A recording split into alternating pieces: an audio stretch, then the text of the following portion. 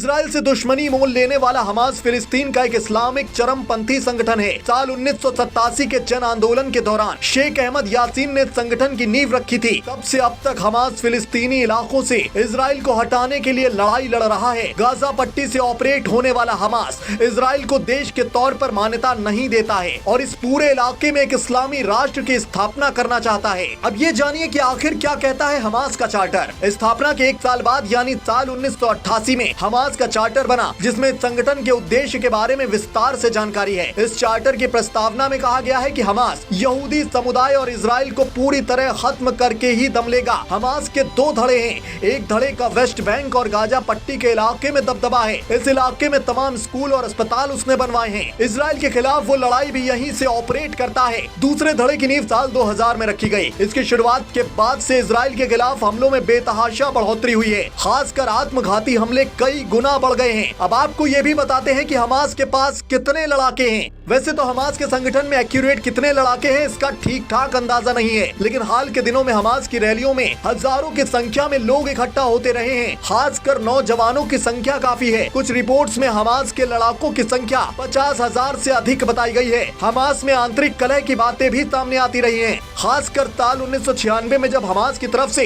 Israel में एक के बाद एक कई बम धमाके किए गए और 60 इजरायली नागरिकों की जानें गईं, तो एक धड़े ने इसकी खिलाफत की, लेकिन दूसरे धड़े ने तर्क दिया कि सशस्त्र लड़ाई जरूरी है। अब सवाल ये कि आखिर कितना ताकतवर है हमास। इजरायली सेना के मुकाबले हमास भले ही कमजोर नजर आता हो, लेकिन उसे नजरअंदाज नहीं किया जा सकता। एक मीडिया रिपोर्ट के मुताबिक हमास रॉकेट से लेकर मोर्टार और ड्रोन अटैक जैसी क्षमता से लैस है। हमास की एलीट यूनिट को कॉर्नेट गाइडेड एंटी टैंक मिसाइलों का इस्तेमाल करते भी देखा गया है। ये संगठन ज्यादातर हथियारों का निर्माण गाजा पट्टी में ही करता है। इजराइल लगातार दावा करता रहा है कि हमास के पास हथियार बनाने की तकनीक ईरान से आई है। इजराइल लगातार कासम और कुद्स 101 मिसाइलों का जिक्र करता रहा है और कहता है कि हमास के पास इन 2 मिसाइलों का ठीक ठाक जखीरा है। कासम मिसाइल 10 किलोमीटर की दूरी तक मार सकती है, जबकि कुद्स 101 16 किलोमीटर तक मार सकती है।